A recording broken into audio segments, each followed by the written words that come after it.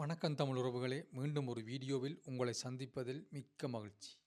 இந்த வாரம் தமிழ் சரிகமப்பா நிகழ்ச்சியில் டெடிகேஷன் ரவுண்ட் நடைபெற்றது.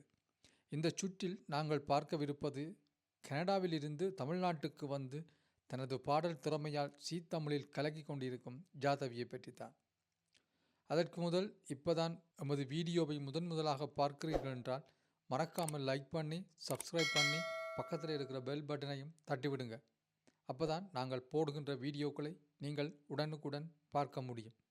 அன்பு உறவுகளே, நீங்கள் தருகின்ற பேராதரவே எமக்கு பெரும் ஊக்கசக்தி.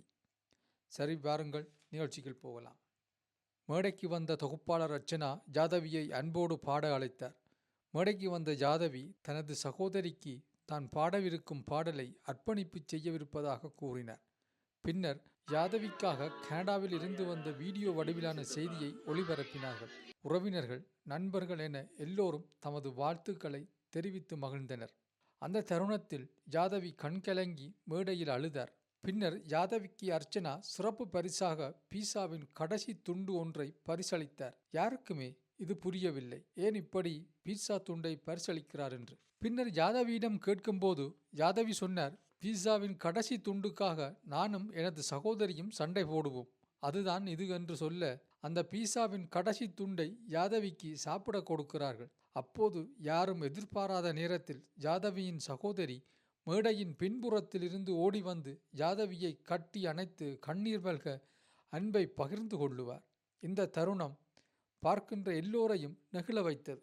அக்காவுக்காக ஜாதவி அழகு நிலவே கதவை திறந்து அருகில் வந்தாயே என்ற பாடலை பாடுவதற்கு தயாரான போது அப்பா, அம்மா மற்றும் அவருடைய இன்னொரு சகோதரியும் திடீரென மேடைக்கு வந்து ஜாதவியை ஆச்சரியப்படுத்தினார்கள்.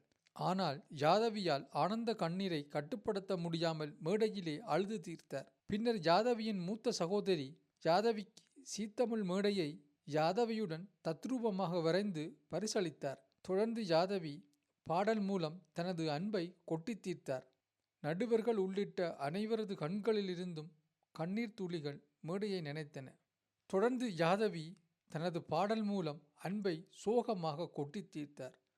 நடுவர்கள் உள்ளிட்ட அனைவரது கண்களில் இருந்தும் கண்ணீர் துளிகள் மேடையை நினைத்தன. பாடி முடித்தவுடன் மேடைக்கு ஓடி வந்த நடுவரான ஸ்வேதா மோகன் ஜாதவியை இறுக கட்டிப்பிடித்து முத்தம் கொடுத்தார். பின்னர் ஜாதவியின் அர்ப்பணிப்பை வியந்து பாராட்டி தனது பாசத்தை ஜாதவியுடன் பகிர்ந்து கொண்டார்.